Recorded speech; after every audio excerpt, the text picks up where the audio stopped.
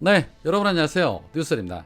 문재인 대통령과 윤석열의 회동이 있었습니다. 문재인 대통령은 본인의 집무실인 여민관 3층에서 1층까지 내려와서 직접 윤석열을 맞아주셨습니다. 윤석열은 말입니다. 이 문재인 대통령의 인격과 품격을 좀 배워야 할 겁니다. 자, 그런데 특이한 점이 발견이 됐습니다. 윤석열이 문재인 대통령의 눈을 마주치지 못하고 시선을 다른 곳으로 자꾸 돌리는 모습이 눈에 보였습니다. 본인도 알고 있는 것이죠. 자신을 출세시켜준 문재인 대통령을 배신하고 총장 시절부터 칼을 겨누고 선거 기간 내내 입만 열면 무도한 정권이라고 입을 털어대고 지금도 호시탐탐 검찰을 이용해서 정치 보복을 하려는 자가 감히 양심이 있다면 차마 눈을 정면으로 마주칠 수가 없는 것이죠. 여튼 두 사람은 171분간의 회동을 마쳤습니다. 회동 이후에 윤석열 측 비서실장인 장제원은 브리핑을 통해서 회동 과정에서 자연스럽게 집무실 용산 이전에 대한 이야기가 나왔고, 문재인 대통령이 집무실 이전에 대한 판단은 차기 정부의 몫이라고 생각한다. 지금 정부는 정확한 이전 계획에 따른 예산을 면밀히 살펴서 협조하겠다. 문재인 대통령께서 추후 협조하겠다고 제가 이해했다라고 전했습니다. 장제원은 긍정적으로 해석을 하고 있지만 면밀히 검토 후 살펴서 협조하겠다는 말은 크게 긍정적인 메시지라고 해석할 수 없습니다. 그저 원론적인 입장을 얘기한 것이지요. 장제원은 식사와 함께 반주도 한두 잔 했다. 의제 없이 흉금 없이 과거 2년을 주제로 두 분이 화기애애하게 대화를 나눴다면서 현장 분위기를 전했고, 이 외에 이명박의 사면 문제나 조국 전 장관 이야기는 나누지 않았다고 전했으며, 회동이 끝난 이후에 문재인 대통령이 윤석열에게 넥타이를 선물하면서 꼭 성공하시기를 빈다. 제가 도울 것이 있으면 언제든지 연락해달라. 이에 윤석열도 건강하시길 빈다라고 말하면서 두 사람이 헤어졌다고 전했습니다.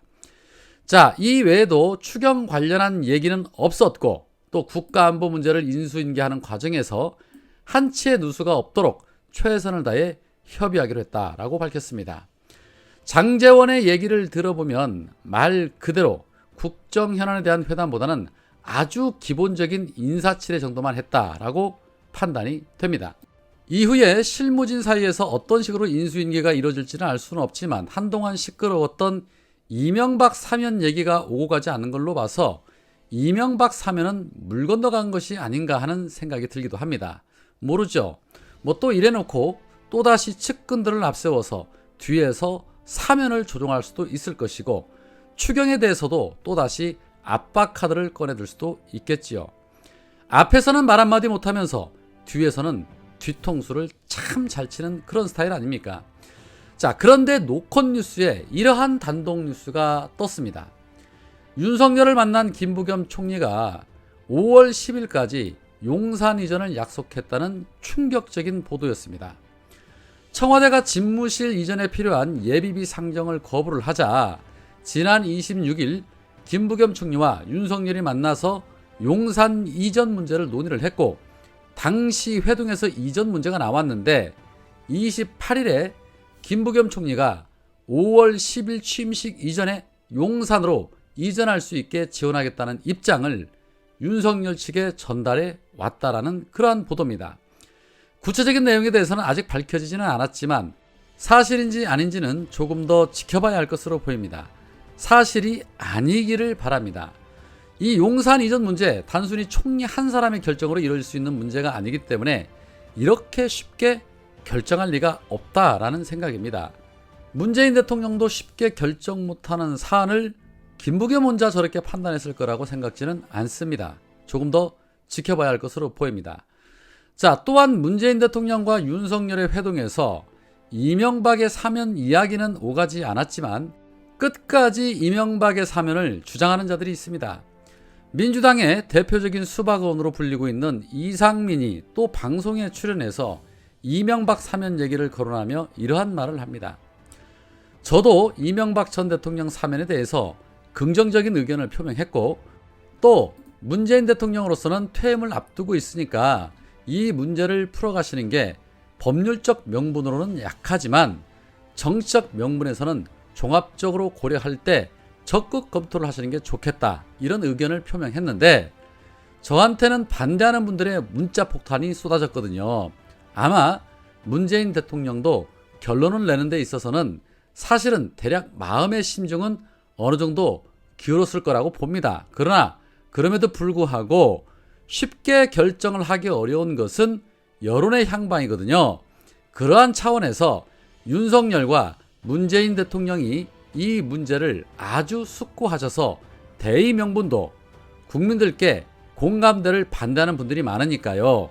그분들에 대해서 잘 설명을 드리고 이것이 국론 분열이 아니라 국론 통합이 되는 계기가 되도록 숙고를 해서 잘 의견의 접점을 이뤄내기를 바랍니다. 라고 또 한 번 이명박을 사면해야 한다고 주장을 했습니다. 이명박 사면하는 게 국민 통합이라고 주장하는 인간들이 아직도 존재한다는 게 정말 어이가 없습니다. 근거도 없는 논리로 막 들이댄다고 해서 국민 통합이 됩니까? 대한민국 정치 지형은 절대 국민 통합이 될 수 없는 지형으로 만들어져 있죠. 민주정부에서 백날 첫날 국민 통합에 대해서 노력을 해도 이미 한쪽 뇌가 치우친 사람들이 워낙 많아서 절대 이루어지지 않을 거라는 생각입니다. 그리고 범죄자를 풀어주는 것이 국민 통합과 무슨 연관성이 있습니까? 박근혜를 사면해서 국민 통합이 됐습니까? 택도 없는 소리지요. 우리는 이상민을 잘 기억해야 할 것입니다. 자, 한편 어제 리얼미터에서 이 윤석열의 국정운영 기대치를 물은 결과에서 기대하지 않는다는 응답이 49% 정도 나왔고 기대한다는 응답이 46% 정도 나왔습니다. 반면에 문재인 대통령의 국정수행 능력에 대해서는 잘하고 있다는 응답이 46.7%로 윤석열보다 더 높게 나왔지요. 사실 있을 수도 없는 일이 벌어진 겁니다. 윤석열 입장에서는 정말 망신 중에 망신이지요. 자, 이에 정청래 의원님은 자신의 페이스북에 취임떡 사진과 함께 이런 말을 합니다. 물러갈 대통령이 47%, 곧 대통령이 46%, 물러갈 대통령이 곧 대통령을 앞질렀다. 그분께서 새 역사를 창조하셨다. 취임떡은 들어봤어도 취임떡은 처음 보잖아? 라는 글을 올렸습니다. 정말 창피할 노릇이죠. 그런데 말입니다. 앞으로 처음 보는 광경들 차고 넘칠 겁니다.